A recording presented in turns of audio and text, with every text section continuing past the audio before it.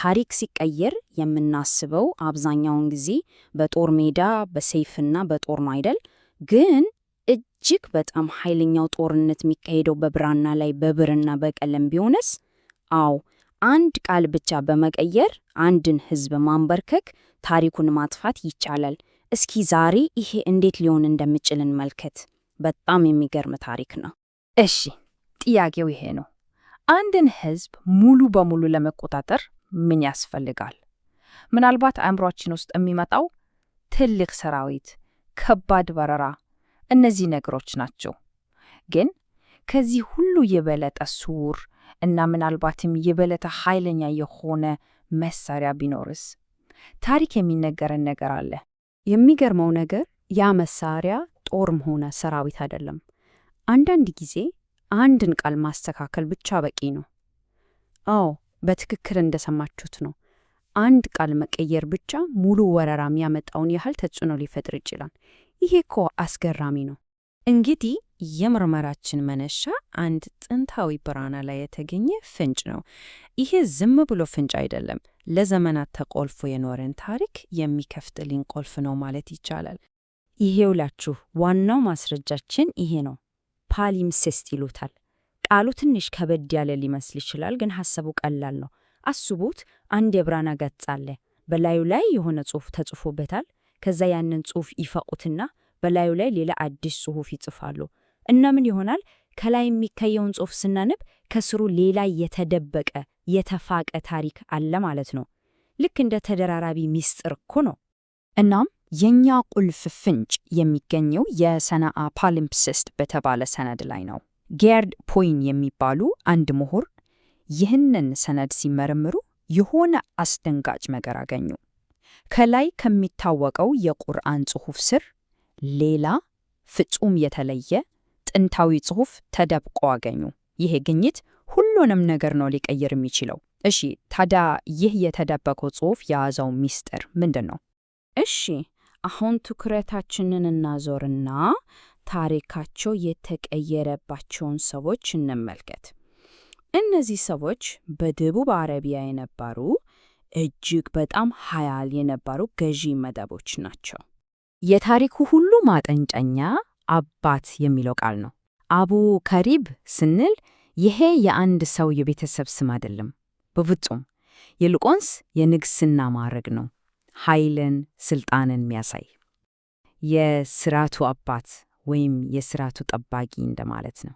ለዚህ ደግሞ የማያዳግም ማስረጃ አለን። ኡራይ 509 የሚባል አንድ ጥንታዊ ጽሑፍ አለ። ይህ ጽሑፍ ምን ይላል? ንጉሡ ስሙ አቡ ከሪብ አስዓድ ይባላል። እሺ፣ ባዮሎጂያዊ ልጆቹ ደግሞ ሐሳን፣ መዕዲ ከሪብ እና ዘርአል ይባላሉ። አሁን እዚህ ጋር ወሳኙን ነጥብ አስተውሉ። ከልጆቹ መካከል አንዱም ከሪብ የሚባል የለም። ታዲያ ይሄ ምን ያሳያል? አቡ ከሪብ ማለት የከሪብ አባት ማለት ከሆነ ከሪብ የሚባል ልጅ ሊኖረው ይገባ ነበር። ስለዚህ ይህ ማዕረግ እንጂ የቤተሰብ ስም እንዳልሆነ ግልጽ ነው ማለት ነው። ይሄ ብቻም አይደለም።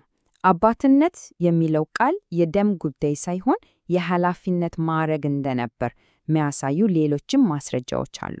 ለምሳሌ በሕግ ሰነዶች ላይ ንጉሡ የሕዝቡ ጠባቂ ስለሆነ አባታቸው እየተባለ ነው የሚጠራው። ኃላፊነቱን ነው የሚያሳየው። ስለዚህ እነዚህ የደቡብ አረቢያ ልሂቃን እነማን ነበሩ? በጦር ሜዳ የሚጋደሉ ተዋጊዎች አይደለም። በዘቡር ጽሑፎች ላይ እንደተገኘው ማስረጃ እነሱ የሥርዓቱ አንጎል ነበሩ ማለት ይቻላል። የሕግ ሊቃውንት፣ የአስተዳደር ምሁራን፣ ንግድና ኢኮኖሚውን የሚያሽከረከሩ በቃ የሀገሪቱ ምሰሶች ነበሩ። እሺ፣ እንደዚህ አይነት ኃያልና የተማረ መደብን እንዴት ነው የሚያዳክሙት? የተጠቀሙበት መሳሪያ ምንድን ነው? የሚገርመው መሳሪያው ጦር ሳይሆን ቃላት ነበሩ፣ ራሱ ጽሑፉ። ጥያቄው እንዴት አንድን ቃል መቀየር ይቻላል ነው። መልሱ ያለው በጥንቱ የአረበኛ ጽሑፍ ተፈጥሮ ውስጥ ነው። ረስም ይባላል። የዚህ ጽሑፍ ዋነኛ ባህሪ አናባቢ ፊደላት የሉትም ነበር። አሁን አስቡት፣ አናባቢ የሌለው ጽሑፍ ምን ያህል አሻሚ ሊሆን እንደሚችል። አንድን ቃል እንደፈለጉ ማንበብ ይቻላል። ይሄ ደግሞ ታሪክን ለመቀየር የተመቸ ክፍት በር ፈጥሯል። እሺ፣ ይሄ በጣም ወሳኝ ክፍል ነው። ቃሉ እንዴት ከአባት ወደ ልጅ እንደተቀየረ ደረጃ በደረጃ እንመልከት። በመጀመሪያ በ400 ዓመተ ምህረት አካባቢ በሙስናድ ጽሑፍ አባ ካረብ የሚለው ቃል አባት ከሚለው ስርወ ቃል ነው የመጣው። ይሄ የሥልጣን ማዕረግ መሆኑን አይተናል። ከዛ በዘቡር ጽሑፍ ደግሞ አብነዩ ሆነ። ይሄ ማለት የአባት የሆኑ ወይም ከአባት ወገን የሚል ትርጉም አለው። አሁንም ከአባት ስርወ ቃል አልወጣም። አሁን ግን ወሳኙ ለውጥ መጣ። በ6ኛው ክፍለ ዘመን ጽሑፉ አናባቢ በሌለው አረበኛ ራስም ሲጻፍ አሻሚ ሆነ። አባቶቻችን ተብሎ ሊነበብ ይችላል። እና በመጨረሻ በ8ኛው ክፍለ ዘመን የባግዳድ ምሁራን ይችን አሻሚነት ተጠቅመው አናባቢ ጨመሩበትና አብና ብለው አነበቡት። ይህም አዲስ ስርወ ቃል ፈጠረ፣ BNY ማለቱም ወልድ ወይም ልጅ። ጨዋታው በቃ እዚህ ላይ ተቀየረ። ልዩነቱን በደንብ እንየው። ቀድሞ አብናይ ሲሆን ትርጉሙ የአባቶቻችን ወገን የሚል የባለቤትነትና የሥልጣን ውርስን የሚያሳይ ነበር። አሁን ግን አብና ሲሆን ልጆቹ የሚል የዘር ማንነትን ብቻ የሚያሳይ ቃል ሆነ።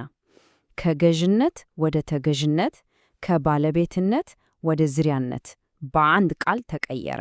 እሺ፣ ለምን ይሄ ሁሉ የቋንቋ ጥበብ አስፈለገ?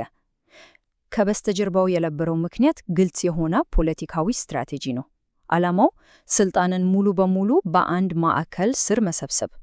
ይህንን ስትራቴጂ ያቀነባበሩት እንደ አልጠበሪ ያሉ የበግዳድ ታሪክ ጸሐፊዎች ናቸው። ሆን ብለው አዲስ ታሪክ ፈጠሩ።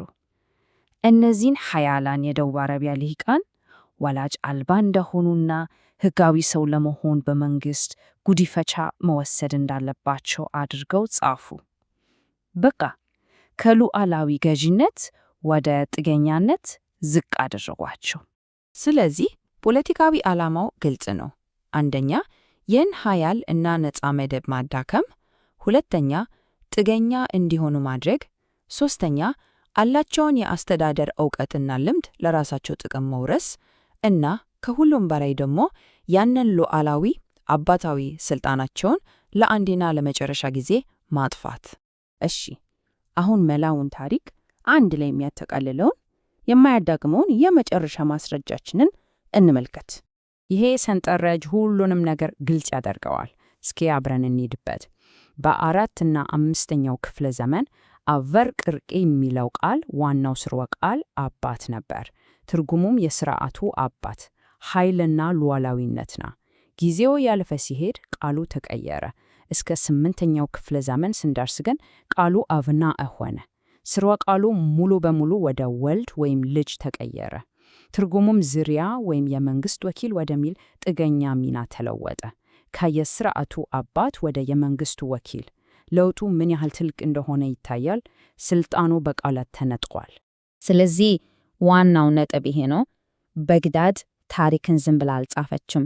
ከዚያም በላይ ሄዳ የሥልጣን መሠረት የሆኑትን ቃላቶች ራሳቸውን ያረመችው። ታሪክን የለወጠችው የቃላትን ስር መሠረት በመቀየር ነው። ታዲያ ይህ ሁሉ ታሪክ የሚያሳየን ምንድን ነው? የምናውቃቸው ሌሎች ስንት ታሪካዊ እውነቶች ሊኖሩ ይችላሉ? እውነተኛ ታሪካቸው በአንድ አናባቢ ፊደል ብቻ ተለውጦ የተቀበረ? ይሄ እኮ እንድናስብ የሚጋብዝ ትልቅ ጥያቄ ነው። ዛሬ እውነት ብለን ያዝነው ታሪክ ምናልባት የአንድ ሰው እርማት ውጤት ቢሆንስ?